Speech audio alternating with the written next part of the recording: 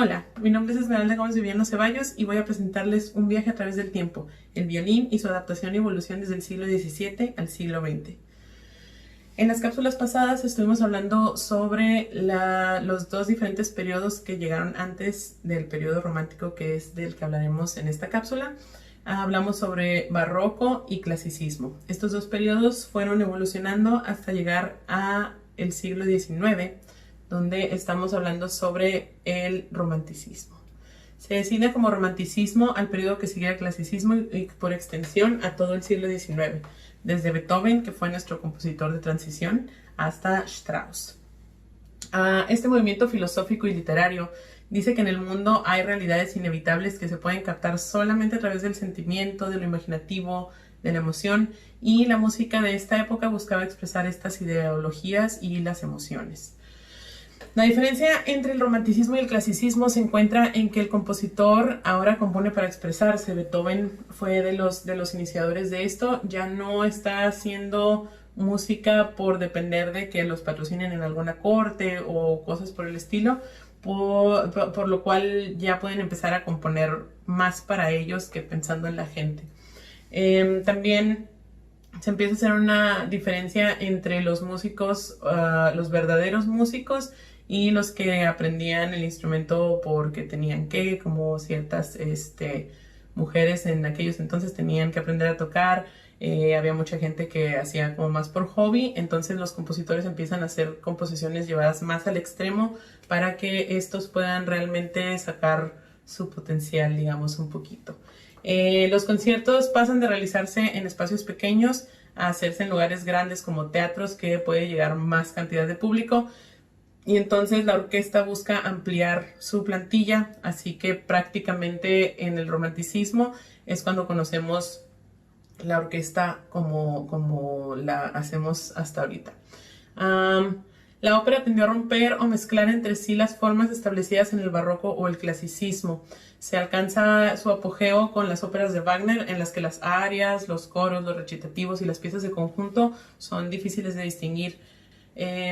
También ocurrieron otros cambios, empiezan a adquirir mayores roles heroicos los tenores, porque desaparecieron una voz que eran los castrati. Y cuando se acaba este periodo, el verismo se populariza en Italia. Entonces en la ópera se empiezan a retratar escenas más realistas, no tanto historias mitológicas o eventos históricos. En Francia se acogió también la tendencia y quedaron ejemplos muy muy populares como la ópera de Carmen de Bizet, es algo más basado como en la realidad. Muchos compositores del romanticismo a partir de la segunda mitad del siglo XIX escribieron música nacionalista que tenía alguna conexión con su país. Se manifestó esto de varias maneras. Por ejemplo, los temas de las óperas de Glinka son específicamente rusos, y Smetana y Dvořák utilizaron ritmos y temas de las danzas y canciones populares checas. A finales del siglo XIX, Sibelius escribió Kullervo, que es una música basada en la épica finlandesa, el Kalevala, y su pieza Finlandia se convirtió en un símbolo del nacionalismo finés. El romanticismo se caracteriza en lo musical por las siguientes cosas. Una de ellas es que amplía y transforma los géneros que ya se utilizaban en el clasicismo. Entonces, en lugar de crear tantos nuevos géneros, se sigue utilizando la sinfonía, la sonata, el concierto y todas estas cosas, pero se hacen mucho más largos, se empiezan a hacer temas más grandes, se empieza a buscar no tanto la rapidez de que se acabe algo, sino que incluso se regresa a veces al mismo tema y se desarrolla otra cosa. También aparecen géneros musicales nuevos como el lied, que es la canción, y el poema sinfónico. Los compositores empiezan a utilizar cosas más complejas para componer, ya no nada más se basan en una escala o en una gama para hacer una armonía, sino que ahora empiezan a experimentar, irse un poquito más afuera, empiezan a buscar ir a tonalidades que no son tan cercanas a las que están utilizando. Entonces están mucho más enriquecidas, digamos, armónicamente las obras que en el clásico. También aquí está predominando la melodía, seguimos con la melodía acompañada, pero ya es más un vínculo de la expresión de un sentimiento. Hay mayor flexibilidad en el tiempo y la rítmica, se empiezan a utilizar diferentes composiciones que dan la sensación de no tanto el tiempo súper marcado, sino que da mucho más flexible el tiempo. Se le empiezan a dar prioridad a los sonidos más cercanos a la naturaleza.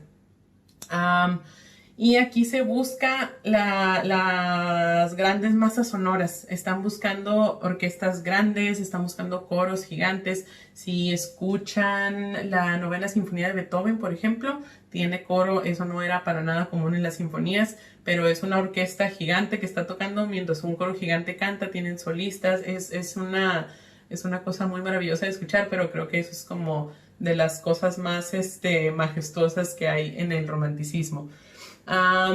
También se busca explorar los campos sonoros de los instrumentos. Entonces, en lugar de enfocarse tanto como en el asunto de escribir nada más, buscan como el timbre de cada uno de los instrumentos con los que están tratando. Se está buscando hacer algo más, más tímbrico que buscar nada más el sonido. Entonces se explora muchísimo. Hay muchos compositores que exploraron muchas cosas. Creo que uno de los más importantes para los violinistas es Paganini. Paganini hizo unas obras que son unos caprichos para violín solo, y estas son de las obras que como músicos, bueno, como violinistas, más buscamos tocar. Hizo eso y hizo un ciclo de conciertos que son también de unos de los conciertos más difíciles, porque Paganini tenía un virtuosismo extremadamente maravilloso, tanto así que decían que tenía un pacto con el diablo, porque se veía como raro y porque era demasiado lo que podía hacer, era demasiada su forma de tocar tan maravillosamente, que por eso decían que lo más seguro era que tuviera un pacto por ahí. La música de cámara, a pesar de no ser tan espectacular como las grandes masas sonoras como las sinfonías, la ópera y todo este asunto, se empieza a hacer como a ocupar un lugar permanentemente en la vida de los burgueses. Hay conciertos privados, hay audiciones públicas, entonces todo esto empieza a mover un poquito más a los compositores para que escriban cosas realmente interesantes. Se sigue escribiendo para todas las formaciones del anterior periodo, pero la música de cámara, ahora con piano, empieza a adoptar el lugar que tenía el cuarteto de cuerda. Es un poquito más equilibrado, pero por eso porque el piano tiene una gama de sonidos impresionante y gigante, entonces combinarlo con instrumentos de cualquier tipo, ya sean agudos, medios, graves, incluso se empiezan a hacer tríos de violín y cello con piano. Beethoven tiene varios. Se hacen incluso cuarteto de cuerdas con piano o un quinteto de cuerdas incluyendo al contrabajo con piano. Entonces en esta época el piano empieza a ser todavía más, porque se perfecciona durante el clasicismo, entonces el piano empieza a estar mucho más presente. Durante esta época, como les comentaba, se empieza a hacer un poquito de distinción entre las personas que realmente son músicos como profesión y las personas que no. Esta época yo creo que es una de mis favoritas, probablemente mi favorita, porque siento que se empezaron a enfocar más en componer y decir algo que solo componer y hacer las cosas como bonitas porque fueran bonitas. Uno de mis compositores favoritos es Tchaikovsky. Peter Ilyich Tchaikovsky fue un compositor ruso y tiene mi concierto para violín favorito del mundo mundial, que es el concierto para violín y orquesta en re mayor. Es una obra sublime, maravillosa y preciosa. Todas las épocas creo que tienen cosas súper interesantes y maravillosas, pero el romanticismo probablemente sea como esa pasión, yo creo, lo que me gusta y lo que me atrae de esa época.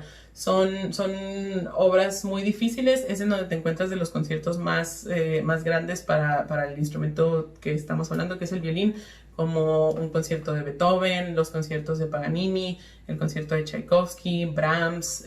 Hay infinidad de conciertos. Mendelssohn tiene un concierto para violín y orquesta que también es como, es sublime. Y curiosamente, como empezaron a experimentar, porque en el periodo clásico, cuando hacían conciertos para un instrumento, siempre tenía la orquesta un principio donde presentaban los diferentes temas que se hacían a través del concierto. Pero, por ejemplo, Mendelssohn fue el primer compositor que hizo una cosa rarísima que no se hacía en esos tiempos.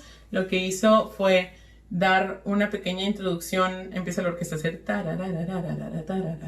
y el solista empieza inmediatamente y luego la orquesta es la que hace el otro tema, pero originalmente en el clasicismo era al revés, la orquesta era quien presentaba los temas y luego el solista los desarrollaba presentando el tema y haciendo algo un poquito más por allá.